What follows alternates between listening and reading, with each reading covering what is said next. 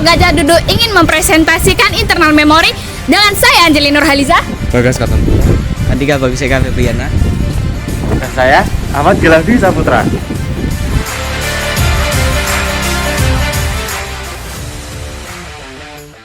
Dari materi internal memori, di sini saya akan membahas karakteristik memori. Lokasi sendiri di sini terdapat 3. 1. CPU atau prosesor merupakan bagian dari memori dengan akses paling cepat, digunakan untuk menyimpan instruksi dan data sementara saat CPU bekerja. 2. Internal atau utama, biasanya berupa RAM atau random access memory yang berada dekat CPU. RAM lebih lambat dari register, tetapi kapasitasnya lebih besar. 3. Eksternal atau tambahan, biasanya berupa perangkat penyimpanan seperti hard disk, SSD, dan CD atau DVD yang menyimpan data secara permanen, namun memiliki kecepatan akses lebih rendah dibandingkan RAM dan register. Kapasitas sendiri, kapasitas memori ditentukan dalam 2 aspek utama. Yang pertama, ukuran word.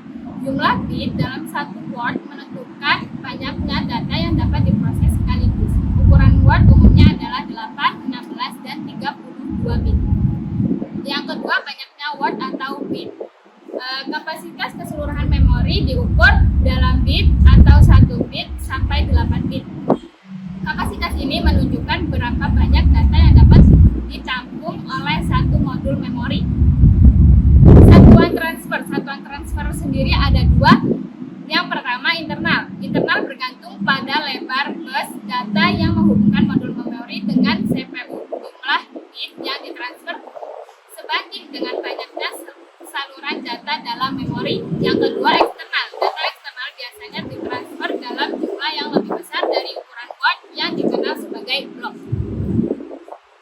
Metode akses sendiri pun ada 4. Yang pertama, sequential. Data diakses secara berurutan dari awal hingga akhir, umumnya pada media seperti tuple. 2. Direct. Setiap blok memiliki alamat unik dan dapat diakses langsung tanpa melalui urutan tertentu. Contohnya adalah akses pada hard disk. Yang ketiga, random. Setiap lokasi memori memiliki alamat unik dan waktu aksesnya sama terlepas dari posisi data sebelumnya. RAM adalah contoh utamanya. Yang terakhir, asosiatif. Akses berdasarkan pencocokan isi data yang ingin dicari, umumnya digunakan pada memori cache. Untuk yang kedua yaitu hierarki memori. Hierarki memori disusun untuk mengoptimalkan kinerja dan efisiensi biaya, di mana komponen yang lebih dekat ke CPU, misalnya register dan cache, memiliki akses yang lebih cepat dan lebih tinggi. Tetapi kapasitasnya terbatas. Sementara komponen di luar, seperti hard disk, memiliki kapasitas besar tapi lebih lambat. Nah, hierarki tersebut meliputi 4. Yang pertama yaitu registers. Memori pada CPU sangat cepat dan kecil, digunakan untuk instruksi yang sedang diproses. Dan cache memiliki 3 level. Memori dengan kecepatan tinggi berada antara CPU dan RAM untuk menyimpan data yang sedang diakses.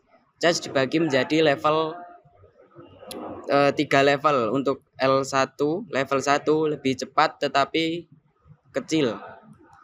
Level 3 lebih lambat tetapi lebih besar, dan level 3 yaitu setengah atau tengah-tengah di antara level 1 dan 3. Yang ketiga yaitu main memory atau RAM, random access memory, tempat data yang aktif digunakan oleh sistem disimpan sementara, lebih lambat dari cache tapi lebih besar. Dan yang terakhir, memori eksternal seperti hard disk dan SSD yang digunakan untuk menyimpan data jangka panjang. 3. Tipe fisik memori. Yang pertama adalah semikonduktor atau RAM. RAM merupakan digunakan untuk menyimpan data sementara yang akan hilang pada saat daya mati. Yang kedua ada magnetik. Magnetik merupakan memori seperti hard disk yang menggunakan piringan magnetik untuk menyimpan data. Yang keempat ada optical memori seperti CD atau DVD yang menggunakan cahaya laser untuk menyimpan dan membaca data. Yang keempat adalah hologram merupakan teknologi yang masih dalam pengembangan dengan potensi penyimpanan yang sangat besar dan dapat diakses secara optik. Untuk jenis memori terdiri dari 3 jenis. Yang pertama ada dynamic RAM, DRAM, yang mana menggunakan kapasitor untuk menyimpan data dan memerlukan penyegaran berkala untuk mempertahankan data tersebut. Dynamic RAM digunakan sebagai memori utama karena murah dan berkapasitas besar, tapi lebih lambat dibandingkan dengan SRAM. Nah, untuk yang kedua static RAM, SRAM, menggunakan transiator untuk menyimpan data, tidak memerlukan penyegaran, lebih cepat dari DRAM, tetapi kapasitasnya lebih kecil dan relatif lebih mahal, sehingga biasa digunakan sebagai charge. Untuk yang ketiga ada read only memory atau ROM, memiliki memori permanen yang tidak volatile, data tidak hilang saat daya mati, digunakan untuk menyimpan program dasar seperti BIOS pada komputer. Untuk jenis-jenis dari ROM ini ada ROM, programmable ROM, yang mana hanya dapat digunakan satu kali, dan yang kedua ada EPROM, erasable ROM, dapat dihapus dengan sinar UV dan diprogram ulang. Terus ada EEPROM, electrically erasable ROM, yang dapat dihapus secara elektrik, lebih fleksibel daripada EPROM. Dan yang terakhir ada flash memory, yang dapat dihapus dan diprogram ulang dengan cepat, digunakan dalam perangkat seperti SSD.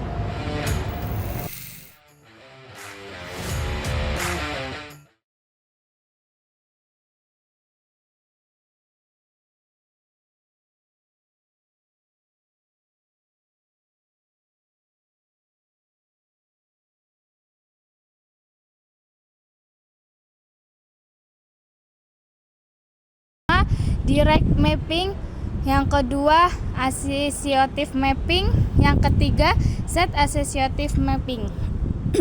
Yang pertama, direct mapping. Setiap blok memori utama memiliki satu tempat tetap pada cache. Kelebihannya sederhana dan murah, tetapi kelemahannya adalah jika dua blok sering diakses secara bergantian, maka cache akan mengalami tracing. Yang kedua, associative mapping. Associative mapping, setiap blok memori utama dapat disimpan di mana saja dalam cache. Kelebihannya adalah fleksibilitas dalam penempatan blok, tetapi kompleksitinya lebih tinggi. Yang ketiga ada set associative mapping.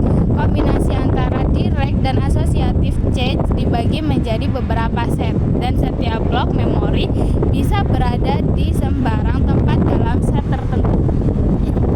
Algoritma pengertian dalam cache digunakan untuk menentukan data yang akan digantikan, terutama saat cache penuh. Algoritma umum meliputi 3 bagian. Yang pertama, least recently used atau LRU, mengganti blok yang paling jarang digunakan. Yang kedua, first in first out atau FIFO, mengganti blok yang paling lama berada di cache. Yang ketiga, least frequently used, mengganti blok yang paling jarang diakses. Nomor 6, kinerja memori. Kinerja memori sendiri terbagi menjadi 3 bagian. Yang pertama ada waktu akses, yang kedua waktu siklus memori, yang ketiga kecepatan transfer. Yang pertama, waktu akses merupakan waktu yang diperlukan untuk mengambil atau menyimpan data. Yang kedua, waktu siklus memori. Waktu siklus memori yaitu waktu yang dibutuhkan memori untuk setiap akses kembali setelah akses sebelumnya selesai. Yang terakhir, kecepatan transfer. Seberapa cepat data bisa dipindahkan dari satu lokasi ke lokasi lain dalam satuan bit per detik.